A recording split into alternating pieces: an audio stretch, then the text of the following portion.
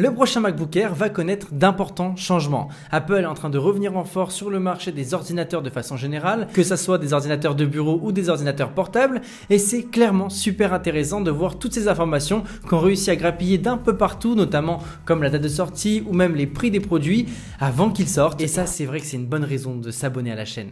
Pour rappel, Apple nous a fait un petit cadeau l'année dernière en nous mettant la puce surpuissante, la M1, sur le dernier MacBook Air. Évidemment, ça a intéressé beaucoup de monde parce que le MacBook Air, c'est l'ordinateur le moins cher d'Apple et surtout, s'il est super puissant, c'est 2 fois plus intéressant. Les dernières rumeurs viennent suggérer un nouveau modèle qui pourrait être encore plus fin et plus léger et qui nous proposerait différentes couleurs pour apporter un peu plus de peps à cet ordinateur. Après, pour être 100% transparent, pour ce qui est des couleurs, personne ne sait à quoi ça va ressembler, même si on sait que ça devrait rester dans la veine de ce qu'on connaît avec l'iPad Air ou même l'iPhone 13 ou l'iMac. Apple garde toujours une sorte d'homogénéité dans ses produits et dans ses couleurs, mais ce n'est pas seulement ce qui va changer d'un point de vue esthétique. Oui, ça va être très ressemblant au MacBook Pro 14 pouces qu'Apple vient juste de présenter, mais ça va être beaucoup plus fin et les différences vont surtout se jouer au niveau de l'écran. Apple souhaite réduire les bords et son écran pour faire quelque chose de plus moderne avec évidemment une nouvelle technologie d'affichage dont on va parler juste après. Mais ce qui va surtout changer au niveau du design, c'est qu'on va maintenant avoir un clavier blanc et ce qui va être sympa, c'est qu'il va contraster avec les claviers noirs qu'on a sur les MacBook Pro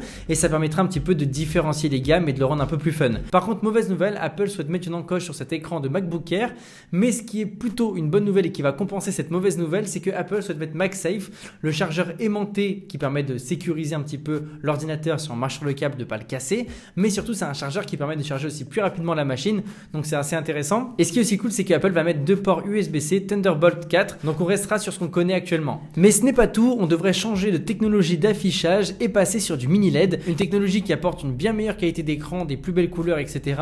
Et c'est une technologie qu'on connaît déjà bien chez Apple et chez les ordinateurs portables, vu que c'est la technologie qu'embarquent les derniers MacBook Pro qui sont sortis le mois dernier. Et c'est vrai que c'est quand même ultra agréable. Par contre, on ne parle absolument pas d'un taux de rafraîchissement variable comme ce qu'on a avec les versions professionnelles. Évidemment, on n'est pas sur un ordinateur ultra cher, on va pas trop lui en demander non plus. En termes de performance, on parle de la puce M2 qui serait une puce M1 revisitée.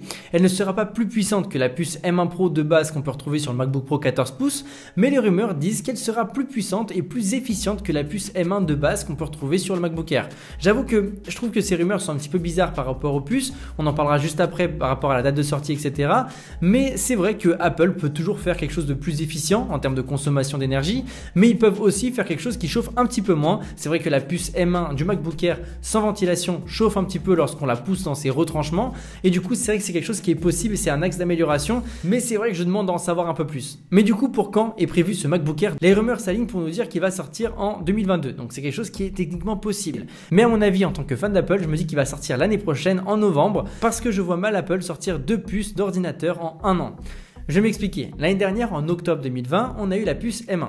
Cette année, en octobre, on a eu la puce M1 Pro et M1 Max. Et l'année prochaine, on aura la puce M2. Et dans 2 ans, pour moi, on aura la puce M2 Pro. Et étant donné que les ordinateurs, c'est pas comme les iPhones, on n'a pas besoin d'une mise à jour tous les ans, Apple pourrait très bien se contenter d'une mise à jour d'ordinateur tous les 2 ans. Et le petit truc qui me fait dire que c'est possible, c'est parce que Apple est vraiment en train de changer son image en termes d'ordinateur. Et c'est vrai qu'on a l'impression qu'il y a bien 2 Apple. On avait le Apple avant et l'Apple après Intel. Et c'est vrai que si on regarde bien les produits où Apple a décidé de laisser Intel, les designs ont quasiment tous été revus et on a eu pas mal de changements par rapport à ces machines-là. Et pour terminer, en termes de prix, on devrait rester sur la même chose, c'est-à-dire 1129 € pour commencer, et après ça montera selon les options, bien évidemment. On sait comment Apple fonctionne. Si vous voulez être au courant à chaque fois que j'ai une petite info sur un produit Apple, etc., n'hésitez pas à aller me retrouver sur Instagram. Nous on se dit à très bientôt. Salut à tous, c'était André Martin.